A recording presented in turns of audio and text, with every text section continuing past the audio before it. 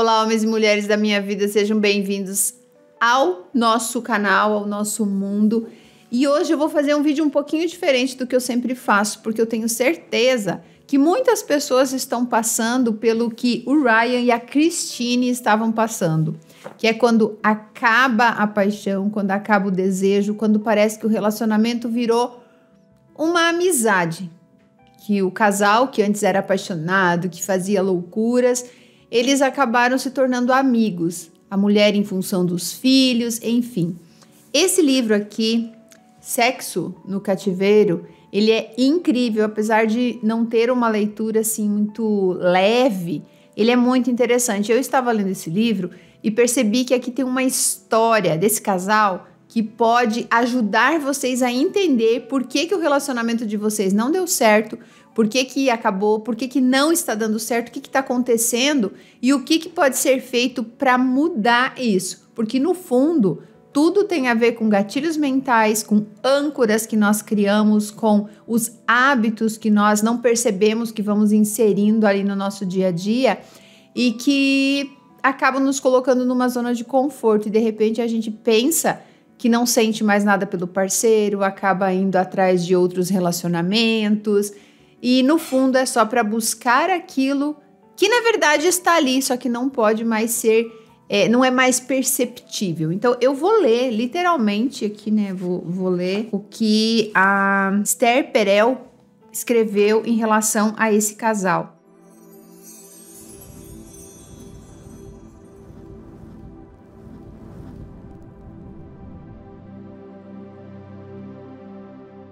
Ryan e Christine já fazem terapia há 1 ano, que ela é terapeuta, né? Recebo-os juntos e individualmente. Estão fazendo a transição da vida de casal sexualmente intenso para pai de 3 filhos pequenos. Após o nascimento das gêmeas, a inspiração erótica começou a murchar. Há casais que se resignam, acomodando-se no companheirismo afetuoso, mas Ryan e Christine não querem abrir mão da intensidade que tinham. A lembrança lhes é cara. Eles têm uma distinção clara entre fazer amor e fazer sexo. E há muito tempo não fazem amor. Já viram filmes, já tomaram banho de banheira juntos e respeitam o compromisso de seu encontro semanal. Já tentaram muitas coisas, algumas com resultados satisfatórios, outras sendo um total desperdício de tempo. Meramente fazer sexo não é o problema. Claro que eles gostariam de fazer com mais frequência, mas o que realmente os preocupa é a intensidade. Estão incomodados com a crescente insipidez. Proativos, eles estão em busca de novas ferramentas para a atividade. Se eu fosse acompanhar esse jeito deles de resolver o problema da diminuição do desejo, poderia sugerir várias coisas, mas questiono o relacionismo prático em questões do coração. Acho que o desafio de um erotismo sustentado numa relação formal ao longo do tempo tem outra natureza. Nem sempre sabemos de antemão quais são nossos objetivos. Nossos desejos não são isentos de conflito, tampouco nossas paixões são isentas de contradições. A vontade e a razão não podem ditar nossos sonhos de amor. A razão não conhece as raízes de nossos sonhos nem as misteriosas necessidades do coração. Nem sempre podemos usar as leis do lucro e perda em nossa vida sentimental e erótica. Aplicar a ética de trabalho é complicado. Não há lógica capaz de neutralizar a ambivalência do amor. Essa é a opinião dela sobre os relacionamentos em si e o porquê ela não pode dar dicas. É o casal que tem que descobrir o que está acontecendo. Não tenho nada de novo a oferecer no departamento de como fazer, digo a eles. Vocês fizeram encontros românticos, recorreram a incensos afrodisíacos e lubrificantes. Estão numa dieta de sexo constante que é satisfatória, mas que não satisfaz. Acertei? Aí a Christine perguntou: você acertou, mas o que você quer dizer? Que acabou? Que não tem nada que nós possamos fazer? Aí ela respondeu: de modo algum. A paixão é imprevisível, não segue as regras de causa e efeito. O que dá certo na segunda-feira pode não dar certo na terça-feira. A solução geralmente é uma surpresa. Não é uma questão de se empenhar e chegar ao resultado desejado, como vocês andam fazendo até agora. Então, não vamos falar de esforço, vamos falar de liberdade, de diversão. Aí a Christine, Vamos tentar o seguinte. Pode parecer um caminho inusitado, mas já que vocês estão num beco sem saída, não custa nada dar uma chance. O que engessa o desejo é o confinamento. Então eu proponho que vocês pensem no contrário disso, liberdade, num sentido bem amplo. Quando vocês se sentem mais livres na sua relação, em que aspecto o casamento os torna mais livres e em que aspecto os deixa mais livres? Até que ponto vocês conseguem dar liberdade um ao outro? Até que ponto conseguem se entregar? Começo a conversa no consultório na esperança de que a continuem entre eles. Gosto de sacudir as pessoas, fazê-las sair da complacência ou, pelo menos, provocar uma maneira... Gosto de sacudir as pessoas, fazê-las sair da complacência ou pelo menos provocar uma maneira de pensar diferente. Tento criar algum desconforto com o status quo. Embora Ryan e Christine estejam infelizes com a situação, não sei se estão infelizes a ponto de enfrentar uma mudança. Em terapia, lanço um monte de ideias sem nunca saber onde elas vão cair, nem se darão raízes. Deixo a ideia de liberdade assentar um pouco, para ver se germinará. Alguns meses depois, Ryan começou uma sessão anunciando: muito bem, quer ouvir uma história verídica da meia-idade? Aí vai. A melhor amiga de faculdade de Christine foi passar uns dias com a gente recentemente. Você sabe que eu trabalho em casa, então almoçamos juntos algumas vezes, com a babá e as crianças. Tudo muito inocente. Bárbara trabalha com causas humanitárias, tem 40 e poucos anos e dirige programas em locais em crise pelo mundo afora. Sem filhos, monógama, serial, independente, está comprometida com a causa, mas vai ficando meio cansada do seu estilo de vida. Ele prossegue. E ela é bonita, mencionei isso? Tem a vida que eu não tive. Ao lado dela me sinto um cara típico de meia-idade e de classe média. Não tem nada de errado nisso, você diria, mas a adrenalina dela é contagiosa. Ela realmente mexe comigo e me excita. É incrível como fiquei vidrado nela.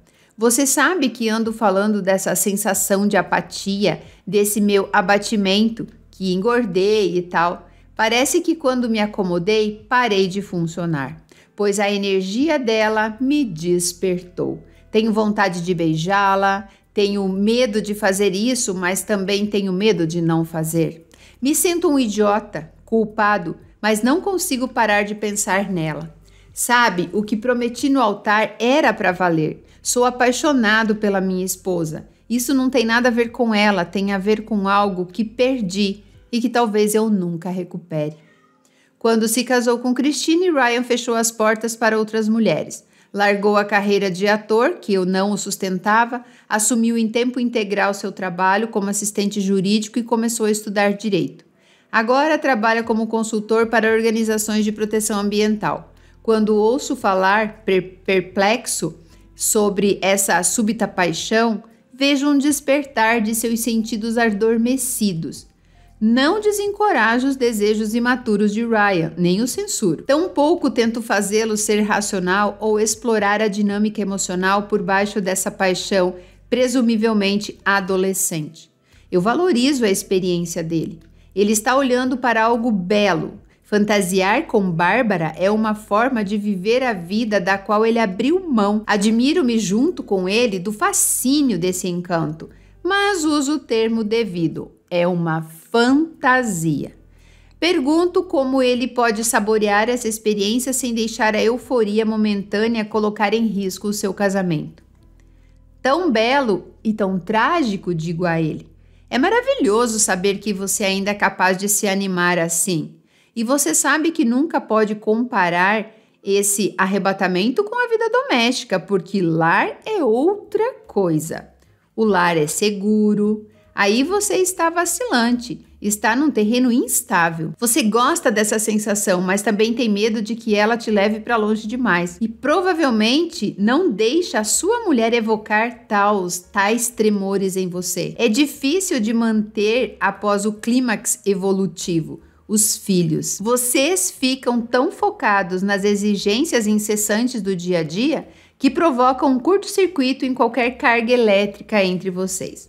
Nessa sessão, Ryan sabe exatamente por onde quer começar. No início da semana, Christine e Bárbara haviam planejado sair para jantar. Sentindo-se culpada, como sempre se sente por sair sem ele, Cristina o convidou a ir também, mas passou a noite inteira fingindo que ele não existia. E pela primeira vez, ele não se incomodou por ficar em segundo plano, vendo as duas relembrarem os velhos tempos. Depois da faculdade, ambas passaram um ano no Togo com o Peace Corps. Christine voltou, Bárbara não. Como sempre, quando conversam, cada uma disse que invejava e admirava a vida da outra.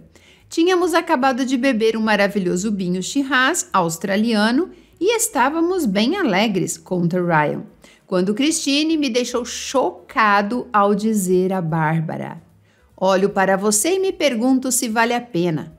Para ser sincera, acho que não sou feita para isso. Filhos, casa, trabalho. Às vezes me pergunto se fiz tudo isso só para provar que podia. E depois, acho tudo muito opressivo. Ela estava se perguntando se sua vida valia a pena. Ela acha sua vida opressiva. Eu fiquei pasmo, disse Ryan. Ryan repetia as palavras da esposa aturdido, como se não conseguisse acreditar que as ouvia. Eu o instiguei e ele contou outros comentários da esposa, que ela achava ter feito sempre o que ele esperava dela, que era mais fácil do que decidir por conta própria. Ele prosseguiu, imitando muito bem a mulher, num tom sarcástico e ao mesmo tempo cheio de admiração. Eu sei que estou reclamando de barriga cheia, ela disse. Cadê minha gratidão? Sou abençoada com as crianças, com Ryan, com os vestígios de uma carreira decente, bons amigos. Quem não tem isso? Família, casamento, idealiza. Pelo menos eu idealizava. Mas quando a gente tem, se sente aprisionada. Tenho meus momentos de alegria, mas na maior parte do tempo vivo atolada em trabalhos maçantes. Ryan nada disse na hora, mas ficou perplexo. Como eu ia saber que ela se sentia assim? Ela sempre me pareceu bem feliz. Eu achava que ela tinha o que queria, que eu era o único insatisfeito no relacionamento. Agora ele está dividido. Por um lado, está irritado por ela não ser quem ele esperava. Por outro, está nervoso com o que tudo isso diz sobre ele. Na minha cabeça, ela é uma rocha e eu sou o sensível. Tive que me esforçar muito para ser quem eu achava que ela queria que eu fosse, criando essa vida com ela. Eu me senti diminuído. Se ela se sente aprisionada, atolada em trabalhos maçantes, como é que fico eu? Você precisa que ela reconheça o seu esforço? Perguntou. Acho que sim. As dúvidas dela desvalorizaram meus esforços, mas aí aconteceu uma coisa estranha. Comecei a gostar. Explique. É como se eu tivesse mudado radicalmente. Não consegui interrompê-la, que é o que provavelmente eu teria feito se estivéssemos sozinhos. Quer dizer, não que algum dia ela fosse me dizer uma coisa dessas. Além do mais, eu estava intrigado. Ela sentia o mesmo que eu, estava dizendo as mesmas coisas que eu não ousava dizer. Ela quer mais, também precisa de algo novo, sente falta da liberdade e ela foi ficando cada vez mais interessante para mim, mais desconhecida. O vinho realmente soltou a língua dela. O que mais ela disse, Ryan? Também estou curiosa. O ator dentro dele não resiste ao interpretá-la. Tenho a sensação de que estamos entalados um com o outro, respondeu ele, mais uma vez imitando a voz da esposa. Às vezes fico fantasiando que tenho a vida de outras pessoas, outros homens. Ninguém especificamente, só imagino uma página em branco, sem nenhum fardo, sem história, sem problemas. Alguém com quem eu poderia ser diferente. Eu me ressinto muito de estar entalada naquela casa, naquela família, no meu corpo. Tenho vontade de dizer, me deixem em paz. Isso aqui é ele imitando a esposa, tá? Ele tá repetindo o que a esposa repetiu no jantar quando estava bêbada. Ryan, então, me conta o desfecho inesperado da noite. Eu fiquei chocado, depois na defensiva e em seguida zangado. Mas o estranho é que quanto mais ela falava, mais eu a queria. Ela estava inflamada. A princípio eu pensei, para com esse discurso. Mas depois eu estava cativado, me identificando, e fazia muito tempo que eu não me sentia tão próximo dela e tão excitado. Meu fascínio por Bárbara desapareceu, e eu sabia que se tivesse casado com a Bárbara, estaria desejando a Christine. E isso aconteceu naturalmente, digo. Nenhum dever de casa que eu lhe passasse teria alcançado esse resultado, não é mesmo, Ryan? Explico que seu desejo renovado decorre do fato de Christine ter reafirmado sua individualidade e seus sonhos. Quando manifestou seus desejos ocultos, ela autorizou Ryan a libertar-os dele. Isso tudo, às vezes, é completamente impraticável. Fosse outro casal, o mesmo cenário poderia ter desencadeado um medo de abandono que talvez causasse a luta do século. Ninguém pode planejar isso. Essa é a questão. O desejo é um enigma, é insubordinado e se irrita com imposições. Naquela noite, Ryan estava receptivo a Christine. Na honestidade dela, ele a redescobriu. Mais importante ainda, ele a escolheu de novo, e é o ato de escolher, a liberdade implícita da escolha, que mantém viva a relação. Eu vou parar por aqui, eu só queria que vocês pensassem um pouco a respeito. Sabe por que eu trouxe essa história para vocês, esse pedacinho? Se vocês quiserem comprar o livro, tudo bem, vocês viram, é uma leitura meio difícil, não é uma leitura muito leve, mas vale muito a pena essa parte. Por quê? Porque hoje nós temos as Bárbaras por aí, né, solteiras, livres, independentes, construindo carreiras, indo atrás dos seus sonhos, enquanto nós temos do outro lado mulheres que optaram por se casar e ter filhos, cuidar da casa, como a Christine. Mas o que acontece com os Ryans da vida? Eles olham para outras mulheres, se envolvem com as outras mulheres e não conseguem mais resgatar aquela mulher com quem ele se casou. E a gente fala, né, que bêbado não mente, que o álcool ele tira o nosso véu e nos mostra assim, nu em pelo, né? Outra questão aqui também é que se o Ryan fosse qualquer outro tipo de homem, ele iria sair dali, ele iria xingar, ele não iria prestar atenção no que aquelas palavras estavam causando nele. E isso acontece muito por aí, quando nós não temos essa percepção de entender o que a outra pessoa está dizendo, de como ela se sente. Mas o mais interessante é que ele se identificou com ela. Então, pera lá, não sou só eu que me sinto assim, ela também se sente assim, então agora eu posso dizer que eu não estou feliz, que eu tenho medos, que eu tenho angústias, que eu tenho desejos. E outra coisa interessante aqui também que a terapeuta fala, que eles faziam sexo com frequência, mas não tinha intensidade. Tinha frequência, mas não era intenso, e era isso que eles buscavam. Então, quantos homens, quantas mulheres hoje optam por ter relacionamentos extraconjugal porque estão buscando a essência da pessoa que eles escolheram para compartilhar a vida? Olha que interessante, né? Eu espero que vocês tenham gostado dessa leitura e entendido qual foi a proposta.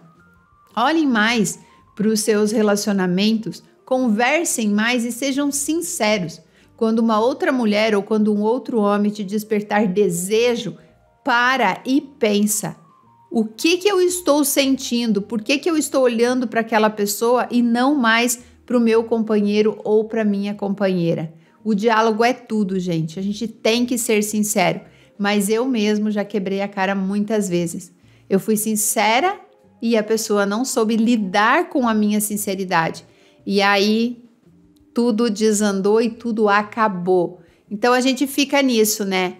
Até que ponto eu posso dizer o que eu tô sentindo? Até que ponto o outro vai suportar os meus sentimentos? De que maneira ele vai interpretar isso? Isso também é importante, porque o Ryan, a princípio, ele ficou muito irritado, nervoso, decepcionado, mas ele deixou ela continuar, até que ele percebeu que ele não sentia nada pela Bárbara, que na verdade o que ele sentia era pela esposa, mas não conseguia mais ver aonde aquilo estava. Deixem os comentários de vocês aqui a respeito disso e se isso já aconteceu com vocês, de vocês não perceberem mais nem quem vocês são e muito menos perceber o que o teu parceiro, o que a sua parceira aí está buscando, como ela está se sentindo. Sejam sinceros dentro do possível, né? Que só vocês sabem o que o teu parceiro é capaz de suportar. Eu já, falando assim de várias vezes, né? Isso já aconteceu comigo, assim, várias vezes. De ser sincera, de falar de desejos, de coisas mais promíscuas, assim, que despertava alguma coisa e a outra pessoa ficar indignada, ficar chocada. É sério? Sério que você pensou isso? Nossa, uma coisa assim, sei lá, um exemplo que eu poderia dar. Aqui eles estão falando mais da parte sexual, né? Você falar para a pessoa, olha, eu fico excitada quando eu imagino que você poderia estar com tal pessoa. Não a questão de estar junto, mas só de imaginar, tipo, as nossas fantasias. E a outra pessoa não entender, e a outra pessoa, nossa, surtar, e aí a gente guarda pra gente e acaba não contando, não repassando, porque o outro não tem a capacidade ou a sensibilidade de entender que aquilo é só uma fantasia, que aquilo é só um desejo e que não tem a ver com o relacionamento. Nós somos muito visuais também. Então, quando nós chegamos em casa e observamos que parece que não temos mais espaço naquela casa, a gente se sente deixado de lado, que a gente perdeu o valor, né? Um amigo meu me deu o exemplo na casa dele de como ele se sentia. Ele disse assim que ele parecia aquele cachorrinho que era novidade, que todo mundo cuidava, que todo mundo brincava, que era a coisa mais linda.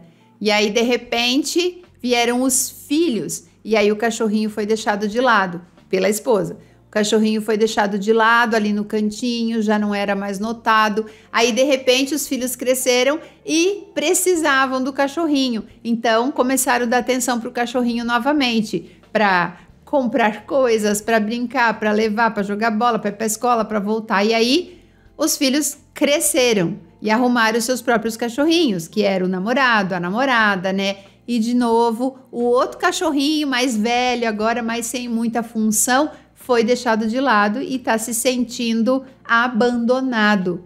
Tipo, só me procuravam quando era de interesse.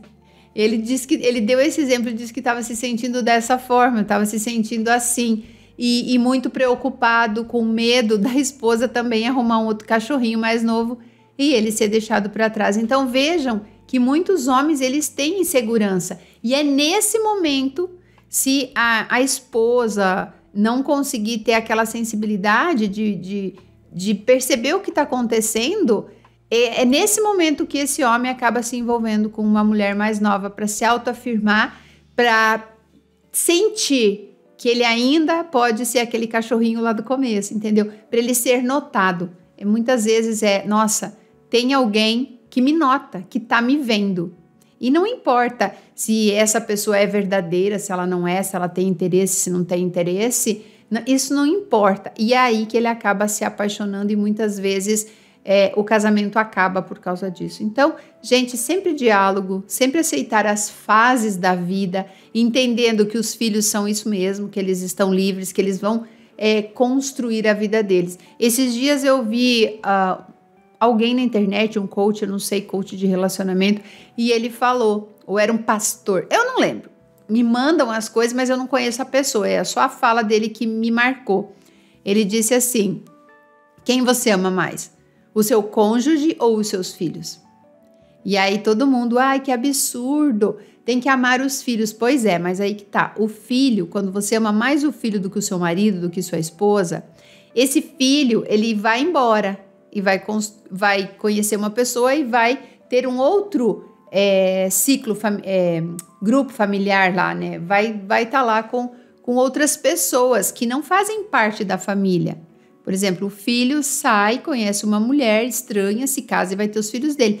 E quem fica? É o cônjuge. Quem vai envelhecer com você é o cônjuge. Quando você muda todo o teu foco, toda a tua atenção do teu relacionamento, que antes era só vocês dois, só para os filhos, não consegue dividir isso, você acaba perdendo o seu marido, e isso é muito importante. E aí, quando ele vem e fala, olha, eu tô aqui abanando o rabinho, eu tô aqui, vamos brincar?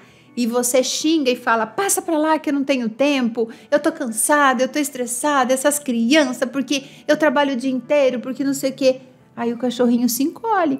E aí depois, se ele vai ser o cachorrinho de outra pessoa, você não vai ter aquela parcela de responsabilidade. Eu não tô falando aqui que casamento não é estressante, que ter filho não é uma decisão do casal e tal, mas a gente tá falando de uma coisa mais instintiva, né? É uma coisa que o homem não sabe por que ele faz isso, ele só sente isso.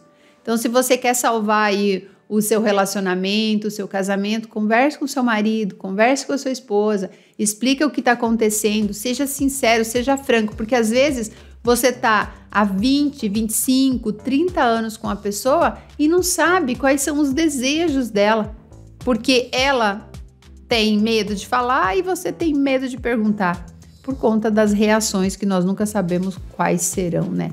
Era isso então, eu espero que esse vídeo tenha mexido aí um pouquinho com você aí, tocado fundo aí no seu coração. Um beijo e até o próximo vídeo.